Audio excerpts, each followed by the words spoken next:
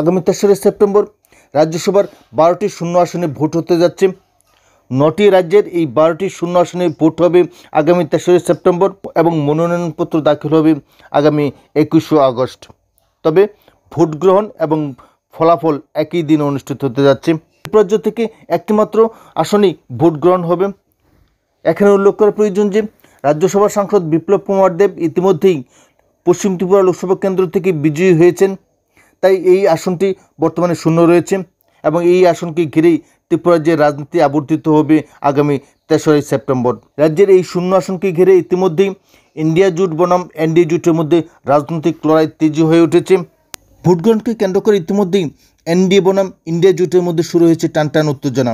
উভয় পক্ষই আসন্ন এই রাজ্যসভা ভোটকে কেন্দ্র করে উত্তেজনায় টকবক করে ফুটছে। দুপক্ষই চাইছে একে অপরকে টেক্কা দিতে।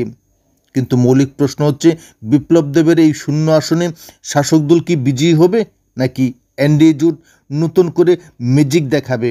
কারণ সদ্যসমাপ্ত লোকসভা নির্বাচনের ঠিক পূর্বে বিজেপি দলের তরফ থেকে ঘোষণা করা হয়েছিল ইসবার 400 পার, কিন্তু ফলাফল ঘোষণার সঙ্গে সঙ্গে দেখা গিয়েছে যে এই বার্তা সম্পূর্ণভাবে খারিজ করে দিয়েছেন এর যে গণদেবতা। ঠিক তেমনিভাবে আগামী 3রা সেপ্টেম্বর যে ভোট হতে যাচ্ছে রাজ্যসভার শূন্য আসনগুলিতে, কি ঘটবে সেখানে? এনডিএ জোটের প্রার্থীরা কি ইন্ডিয়া জোটকে আবারও পরাস্ত করতে পারবেন নাকি এনডিএ জোটকে ব্যাপকভাবে চেপে ধরবে ইন্ডিয়া জোট? ইতিমধ্যেই রাজ্য রাজনীতিতে যথেষ্ট টানটান উত্তেজনাপূর্ণ পরিবেশ তৈরি হয়েছে।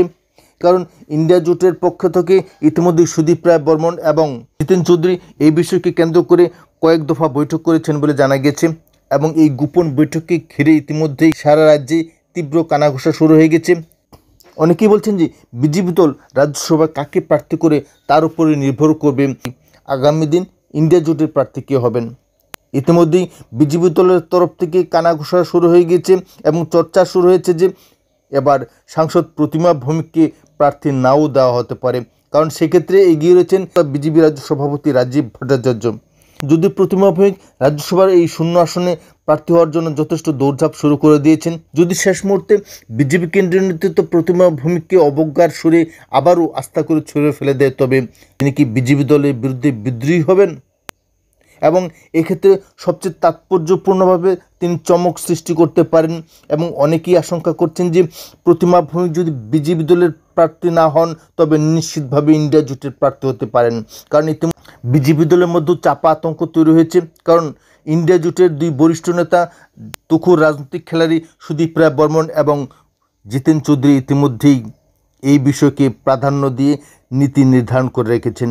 যদি প্রতিমা ভৌমিক বিজেপি দলের প্রার্থী না হন তবে নিশ্চিতভাবে ইন্ডিয়া জোটের পক্ষেই লড়াই করতে পারেন। অর্থাৎ শেষ পর্যন্ত এই রাজ্যে বিজেপিকে প্রতিষ্ঠার ক্ষেত্রে যিনি অবিংশবাদিত ভূমিকা নিয়েছিলেন সেই প্রতিমা ভৌমিক অবশেষে পদ্মফুল ছেড়ে এবার বিরোধী শিবিরে সামিল হতে পারেন। রাহুল গান্ধীর নেতৃত্বাধীন ইন্ডিয়া জোটে সামিল হতে পারেন। রাহুল গান্ধীর নেতৃত্বাধীন ইন্ডিয়া জোটে সামিল হয়ে বিজেপিকে কাটেকে টক্করের সামনে ফেলে দিতে পারে। বিজেপি দলের সামনে এক কঠিন চ্যালেঞ্জ উপস্থাপন করতে চলেছেন প্রতিমা ভৌমিক। নিয়ে ইতিমধ্যেই রাজনৈতিক কলাকৌশল স্থির করে নিয়েছেন মেলা মাঠের হাই প্রোফাইল নেতৃত্বরা। ভৌমিককে যদি প্রার্থী না করা তবে নিশ্চিতভাবে আগামী দিন এর যে সমস্ত রাজনৈতিক অঙ্ক উল্টে যেতে পারে। কারণ প্রতিমা ভৌমিকের পক্ষেও বেশ কয়েকজন বিধায়ক রয়েছেন এবং রাজ্যের জোট মন্ত্রিসভার বিশেষত তীব্রমতার বিধায়করা যদি বিজেপির বিরুদ্ধে ভোট দেয় তবে নিশ্চিতভাবে ইন্ডিয়া জোটের প্রার্থী যদি প্রতিমা ভৌমিক হন তবে সমস্ত খেলাই উল্টে যেতে পারে। বিজেপি দল যথোপযুক্ত মর্যাদা দিতে ব্যর্থ হয় তবে নিশ্চিতভাবে ইন্ডিয়া জোটই প্রতিমা ভৌমিককে উপযুক্ত মর্যাদা দিতে চলেছে, আজ ওপেন সিক্রেট হয়ে গিয়েছে। তাই প্রশ্ন হচ্ছে তাই